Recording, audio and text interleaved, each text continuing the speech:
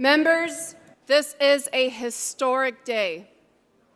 As the first Sikh elected to serve in the California State Legislature and on behalf of the nearly 30 million Sikhs living throughout the world, let me take this opportunity to thank you for refusing to sanitize history. Sikh children throughout the world grow up hearing about the terrible stories of what happened to our people in India in 1984. It is difficult to find a Sikh family that was not in some way directly affected by the violence, destruction, and murder, and the genocide that occurred with the consent and participation of the Indian government. 1984 is a year every Sikh person knows, and we all know it was a genocide.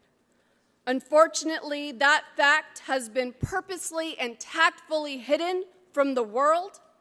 Most history books fail to use the term genocide and minimize the number of deaths that occurred, as well as the role of the Indian government played in orchestrating attacks against its own citizens. For nearly 40 years, the Indian government has tried to whitewash its sins from history.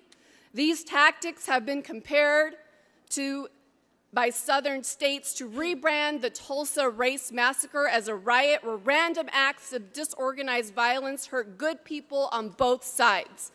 The truth in Tulsa is that there were no random acts of violence. A mob of angry, white, racist, systematically targeted and destroyed the homes, businesses, and lives of Black Wall Street.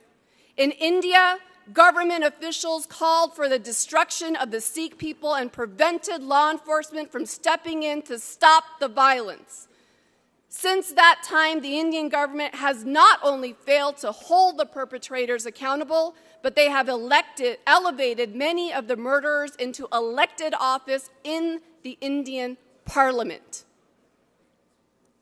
To this day, they censor honest journalists and international aid organizations that have passed laws making it illegal for anyone to call the events of 1984 a genocide. In 2020, the Indian government attempted to enforce its laws against the World Sikh Organization for commemorating the 1984 genocide on Twitter, even though the World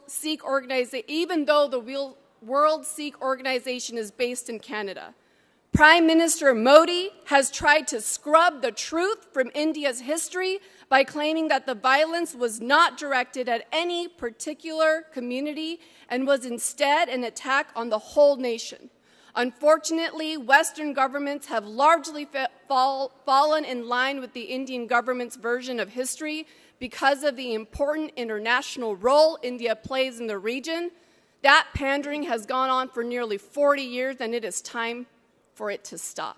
Today marks exactly 3 weeks from the day Prime Minister Modi was honored with a state dinner at the White House. I can think of a no more fitting time for the California State Legislature to speak truth to power by calling the 1984 anti-Sikh violence exactly what it was, a genocide.